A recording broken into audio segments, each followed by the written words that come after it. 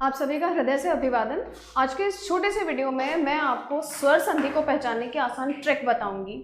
मैं पहले की वीडियोस में आपको स्वर संधि के 5 प्रकार हैं वो बता चुकी हूँ। आज का ये वीडियो मैंने आपको इसलिए बनाया है ताकि आप ट्रिक से पहचान जाएं, यानी कि एक छोटे से एक किसी भी शब्द को जब आप संधि विच्छेद करते हैं तो सिर्फ संधि विच्छेद करने से आप 1 मिनट में पहचान जाए कि इसमें कौन सी स्वर संधि है। मैंने आपको पहले बहुत सारी 5 संधियाँ विस्तार से बताई दी हैं। यहाँ आपको सिर्फ इतना सा ध्यान रखना है कि जब आप संधि विच्छेद करते हैं, जिस तरह से मैंने हिम और आले इसका संधि विच्छेद किया है, तो आपको संधि पहचानने के लिए सिर्फ एक ही बात ध्यान रखनी है, इसका यानी कि प्रथम शब्द की अंतिम ध्वनि और दूसरे शब्द की प्रथम ध्वनि, ये दोनों ध्वनियाँ कौन सी हैं और मिलकर क्या बन जा रही हैं। अगर आपने इतनी सी बात नोटिस कर ली तो आप बहुत अच्छे से स्वर संधि को पहचान सकते हैं, चाहे वो गुण संधि हो, दीर्घ संधि हो, यण संधि हो, अयादि संधि हो या वृद्धि संधि हो। इसके लिए मैंने आपके लिए एक चार्ट बनाया है। उस चार्ट में इस तरह से आपको सारी संधियां बताई गई हैं कि आप उस संधि को स्वर संधि की किसी भी प्रकार को आसानी से, सिर्फ आपको शब्द को तोड़ना यानी कि उसका विच्छेद करना है। आपको सही तरीके से अगर आप तोड़ देते हैं तो आप आसानी से स्वर संधि पहचान सकते हैं। अब आपके सामने एक चार्ट आएगा, उसके अंदर स्वर संधि के 5 प्रकार, उसके नियम, परिवर्तित वर्ण और उदाहरण दिए हुए हैं, जिससे आपको बहुत ही आसान तरीके से पता चल जाएगा कि कौन सी संधि किस शब्द में है। सबसे पहले मैं स्वर संधि के पहले प्रकार के बारे में बात करती हूँ, दीर्घ संधि।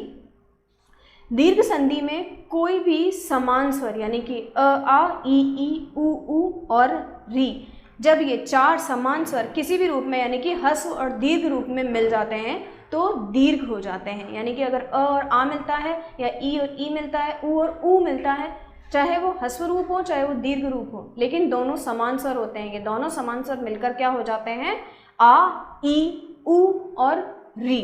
उदाहरण देखिए, दिवसांत, रत्नाकर और मातृणम। दूसरी है गुण संधि। इसमें अ और आ के साथ में कौन से स्वर मिलेंगे, ई, उ और री के रूप, यानी ई, उ, री और री। ध्यान रखिएगा, री वाले जो शब्द होते हैं यानी कि री से बनने वाले जो शब्द हैं या री से संधि होने वाले जो शब्द हैं वो हिंदी में प्रचलित नहीं है। वो शब्द आपको मिलेंगे संस्कृत वाले, जैसे कि मैंने यहाँ पर भी आपको उदाहरण दिया था मातृणम वाला। इसी तरह से यहाँ आगे देखिए, जब अ और आ के साथ में, गुण संधि में अ और आ के साथ ई, उ और री मिलेगा, ठीक है, लेकिन वृद्धि संधि में अ और आ के साथ में ए और ओ मिलेगा। गुण संधि की जब अगर हम बात करते हैं तो गुण संधि हो जाएगा ए, ओ और अर। ई के साथ, अगर अ के साथ ई मिलता है तो ए, उ मिलता है तो ओ और री मिलता है तो अर हो जाएगा। सीधी सी बात ध्यान में रखने वाली बात है, गुण संधि में हो जाएगा ए, ओ और अर। 2 बातें ध्यान रखनी है आपको गुण संधि में। सबसे पहली बात कि आपकी प्रथम ध्वनि कौन सी होनी चाहिए, अ या आ, और दूसरी ध्वनि होगी ई, उ और री, और मिलकर हो जाएंगे क्रमशः ए, ओ और ए, उ और री, ए, ओ और अर। उदाहरण देखिए, सुरेश, महोत्सव और महर्षि। महायोग ऋषि, आ और री मिलकर हो जाएगा महर्षि। इसमें आप ध्यान से देखिए, जो ध्वनि आ रही है वो अर की ध्वनि आ रही है, महर्षि, ठीक है। आगे देखते हैं वृद्धि संधि। वृद्धि संधि में अ और आ के साथ ई, उ और री ना जुड़कर क्या जुड़ते हैं, ए और ओ के रूप जुड़ेंगे, और जो परिवर्तित जो वर्ण होगा, जो परिवर्तित स्वर होगा वो होगा अ और औ। गुण संधि में जो ए, ओ और अर हो रहे थे वो वृद्धि संधि में अ और आ के साथ ए और ओ जुड़कर क्या हो जाएंगे, ए, अ और अ हो जाएंगे। उदाहरण देखिए, सदा योग एव, आ और ए अगर मिलते हैं तो अय सदैव हो गया है। उसी तरह से दूसरा उदाहरण, वन योग औषधि, अ और ओ मिल गए तो क्या हो, नया शब्द क्या बना, वनौषधि, औषधि, अय और अ। वृद्धि संधि गुण संधि का हम ये मान सकते हैं कि और वृद्धि यानी कि उसके भी जो दीर्घ रूप हैं वो हो जाएंगे, जो इसके अंदर ए, ओ और अर थे, और ए और ओ यहाँ क्या हो जाएंगे, अय और अ हो जाएंगे। यण संधि में देखिए, यण संधि में जो प्रथम ध्वनि दीर्घ, गुण और वृद्धि में अ और आ थी, गुण संधि और वृद्धि संधि में अ और आ प्रथम ध्वनि थी, लेकिन यण संधि में प्रथम ध्वनि हो जाएगी ई, ऊ और री। इनके साथ असमान स्वर मिलेंगे और वो क्रमशः हो जाएंगे। अगर ई के साथ कोई स्वर मिलता है तो वो य हो जाएगा, ऊ के साथ स्वर मिलता है तो व हो जाएगा, और अगर री के साथ कोई स्वर मिलता है तो वो हो जाएगा र का रूप।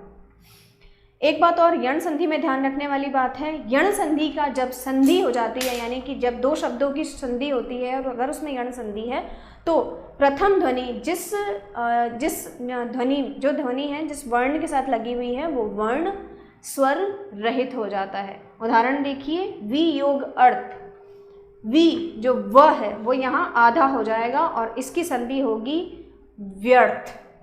एक उदाहरण और लीजिए, प्रति योग एक, इसमें ई और ए मिला है। मैं जैसा कि मैंने आपको बताया यण संधि में प्रथम ध्वनि कौन सी हो सकती है, ई, ऊ और री।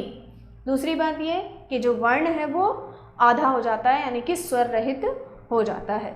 यहाँ हो जाएगा प्रति योग एक, ई योग ए मिल जाके यहाँ क्या हो जाएगा प्रत्येक। त था जो अंतिम ध्वनि थी, अंतिम ध्वनि जिस वर्ण के साथ मिली हुई थी वो वर्ण स्वर रहित हो जाएगा और आधा पढ़ा जाएगा और आधा ही उच्चारित होगा। जिस तरह से प्रत्येक, यहाँ य का रूप बन गया ए। दूसरा उदाहरण, सुयोग आगत, सु स आधा हो जाएगा और उ और आ मिलके वा हो जाएगा, नया शब्द बनेगा स्वागत।